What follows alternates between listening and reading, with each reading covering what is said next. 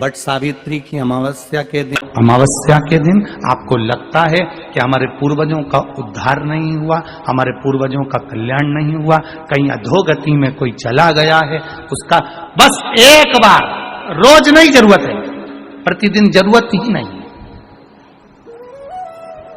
महीने में एक बार अगर अमावस्या के दिन भी आपने चंदन के थोड़ा सा चंदन अगर मेरे देवाधिदेव महादेव को 7 स्थान पर समर्पित किया है। अशोक यहाँ पर वर्णन कर रही है, मैना, धन्य और कला की कथा कर रही है। तीनों ने सनकादि ऋषियों से मांगा। चंदन भगवान को अति प्रिय होता है और चंदन ही एक ऐसा होता है जो पितरों को भी प्रिय होता है, जिसका स्पर्श मात्र लगने से पूर्वजों का कल्याण हो जाता है। वो चंदन का 7 स्थान शिवलिंग के बताए हैं, जहां पर भूल से भी अगर कोई चंदन की उंगलियां लगा देता है, 7 स्थान ऐसे हैं जहां चंदन की मात्र उंगलियां लगा देने से ही शिव पितृलोक के पितरों को मुक्ति प्रदान करके वैकुंठ लोक का निवास दे देते हैं। 7 स्थान।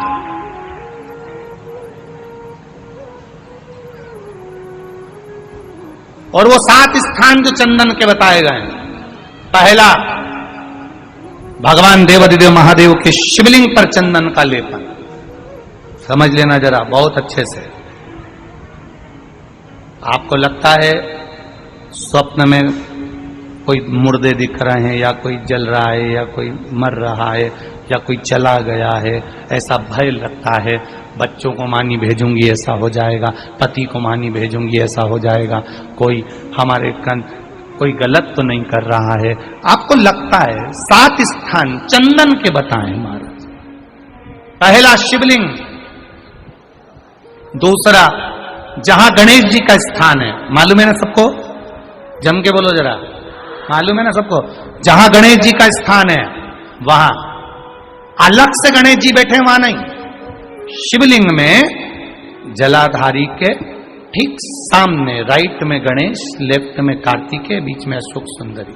तो पहला चंदन बाबा के शिवलिंग पर, दूसरा गणेश जी पर चंदन की उंगली, तीसरा षडानंद कार्तिकेय पर चंदन की उंगली, चौथा अशोक सुंदरी पर चंदन की उंगली, पांचवा जलाधारी पर चंदन की उंगली, छठा जो शिवलिंग का जल बह रहा है इसके ठीक विपरीत की ओर चंदन की उंगली, और 7वां चंदन नंदी के मस्तक के ऊपर जो 2 सींग लगे रहते हैं उस पर चंदन की उंगली। ये कब लगाई जाती है?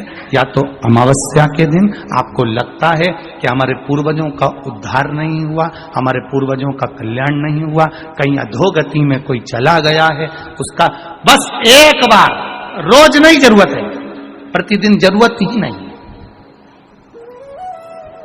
महीने में एक बार अगर अमावस्या के दिन भी आपने चंदन के थोड़ा सा चंदन अगर मेरे देवाधिदेव महादेव को 7 स्थान पर समर्पित किया है। अशोक यहाँ पर वर्णन कर रही है, मैना, धन्य और कला की कथा कर रही है। तीनों ने सनकादि ऋषियों से मांगा।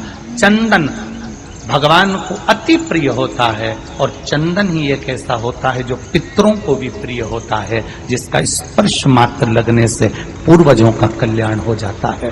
वो चंदन का। आपके घर में पितृदोष है, आपको ऐसा महसूस होता है, आपको लगता है,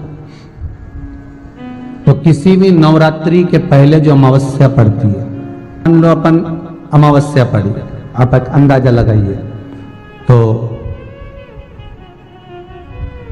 जिस दिन अमावस्या रहे उस दिन चावल की कटोरी में एक कपूर का टुकड़ा रख दीजिए महाराज, छोटा सा, और कपूर का टुकड़ा रखकर उस कपूर को दरवाजे के बाहर कटोरी में ही, चावल रखी हुई कटोरी में ही उसको पितरों का स्मरण कर कर जला दीजिए।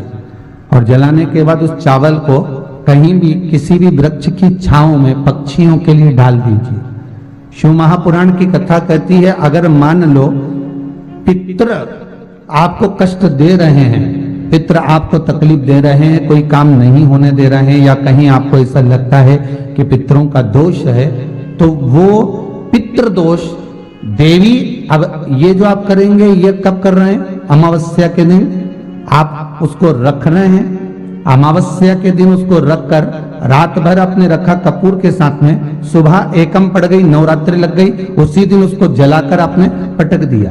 अर्थात उससे देवी और पितृ इन दोनों का आशीर्वाद जो प्राप्त होता है, तो घर में से पितृदोष समाप्त होकर लक्ष्मी की वृद्धि प्रारंभ हो जाती है, कार्य में सिद्धता। पहला चंदन बाबा के शिवलिंग पर, दूसरा गणेश जी पर चंदन की उंगली, तीसरा षडानंद कार्तिकेय पर चंदन की उंगली, चौथा अशोक सुंदरी पर चंदन की उंगली, पांचवा जलाधारी पर चंदन की उंगली, छठा जो शिवलिंग का जल बह रहा है इसके ठीक विपरीत की ओर चंदन की उंगली, और सातवां चंदन नंदी के मस्तक के ऊपर जो दो सींग लगे रहते हैं उस पर चंदन की उंगली।